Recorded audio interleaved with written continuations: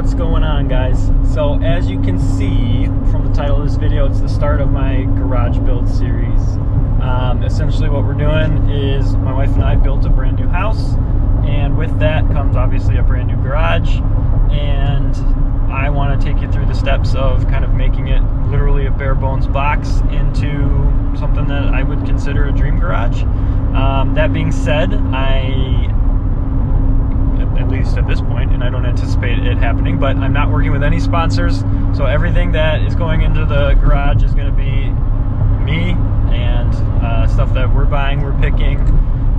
Like I said, no sponsors. If there, for whatever reason, comes along, I'll make sure to make that very clear that that is a sponsor, but like I said, that don't hold your breath. I'm not going to. So anyway, yeah, all of the choices we're going to make is really kind of family-friendly budget. So dream garage, but within reason. So let's keep that in mind. As I said, we built a brand new house. So what I want to do first is kind of go over the floor plan, the base model essentially of what we started with and how we got to where we are, and just kind of introduce the space in terms of what we're going to be working with. So I'm going to jump on my laptop and give you a little rundown on that. Okay. All right, so what we have is the base floor plan. What you're seeing garage-wise, just a basic 22 by 22 foot garage, 484 feet. With our neighborhood, I don't believe any of the houses have a two-car garage, so 3 was kind of the base, and we wanted that third stall for obvious reasons. Anyway, so what that looks like is it bumps out to the third stall being a 12 by 20. So overall, this ends up being about 724 square feet. Now, if you drive a full-size truck in your day-to-day, daily life, like me, a Silverado, it doesn't fit perfectly in a 22-foot garage without it being just a little bit tight. Not to mention my wife's car being in there as well. That's the goal, to be able to park our 2 dailies here and have plenty of workspace.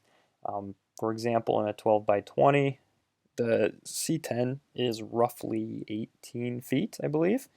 So we're like maxed out right away. The truck itself is like 120 square feet, so this little 240 square foot space isn't a lot of workspace. Can it be done? Absolutely. Is it the easiest thing to work on in that? No. So I wanted a little more workspace. In our property, we don't have the ability to add a shop, but we did have pretty much free reign in terms of adding space onto the garage as needed. So what we did, let me pull this part up.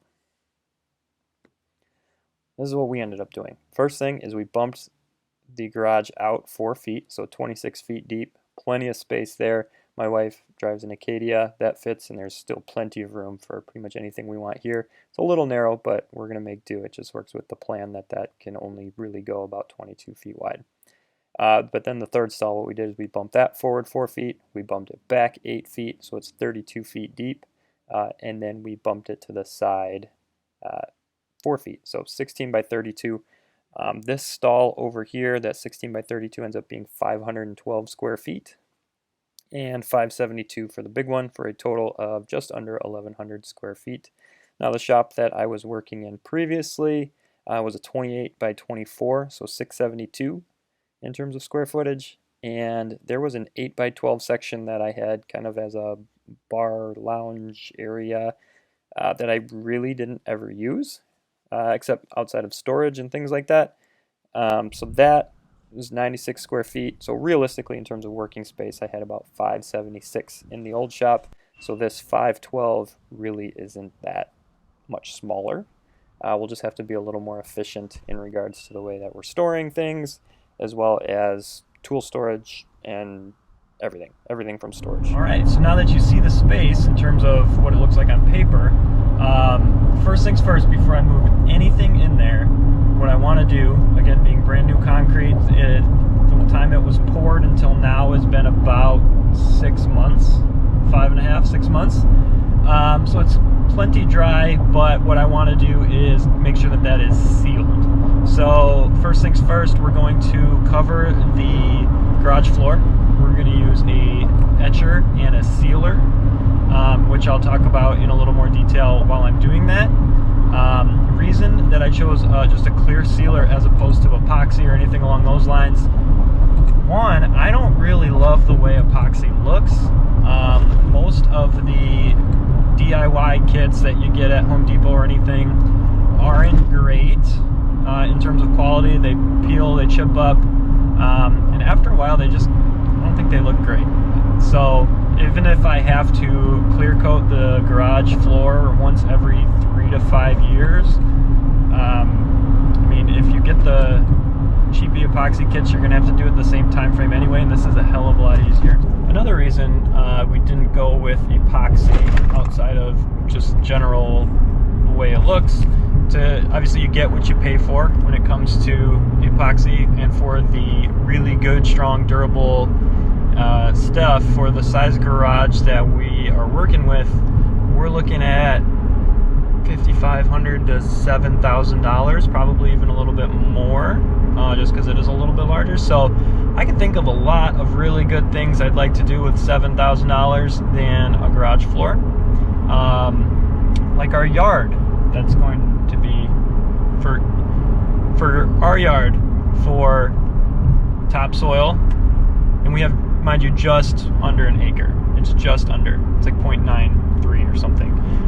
For topsoil, hydro seed, sprinkler install, and underground drains, it's like $12,000. And it's more than that. It's like $12,500. So yeah, I could use $7,000 elsewhere. That's for sure. So we're gonna put that in the lawn because we have a mud pit in the end of October. So we need to get something that's gonna hold together here a little bit. But yeah, definitely could use that money elsewhere. So we're gonna go the much more affordable route. Okay, what we're using next to etch and clean is Eagle Etch and Clean. So 4-to-1. So we're gonna use 4 gallons of distilled water and then this, and then we will get scrubbing. What we're gonna do for scrubbing, these guys.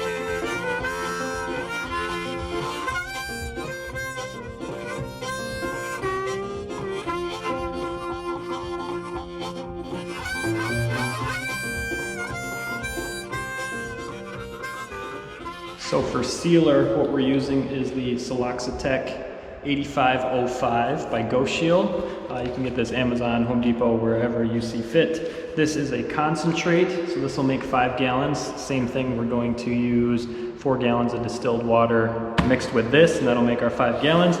They also have this in ready-to-use jugs, 1 gallons, and I believe each of those is 300 square feet, but this should cover our entire garage. We do, however, not have weather on our side.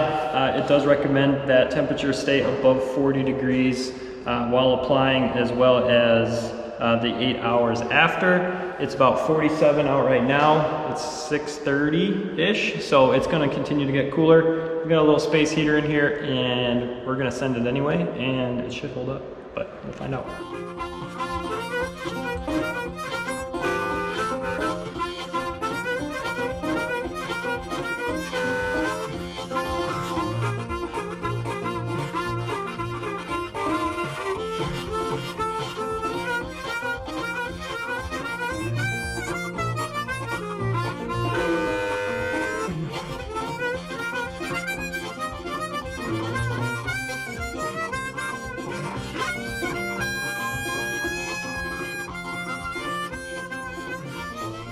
All right, a couple days later, with nothing in here, you just don't get a scale. So that will fit good. She's not all the way over just because I'm not parking in here. The garage floor dried really nice. We've had some drips just from that. You can see it just pulls up real good. We'll wipe that down and that'll get taken care of. So there you have it, just the real early start of what's to come with this garage. We've got a lot to do in terms of climate control, insulation, electrical, lighting, storage, workbenches, all of that. So a lot of work to do. I'll give you a little sneak peek on part of, maybe not this next video, but the following. That's all I'm gonna give you. You can probably pause it and just look at it. But yeah, stay tuned. Let me know if there's anything you want to see or something in more detail that you'd like, and I'll make sure to get that done for you. Thanks for watching, guys. See ya.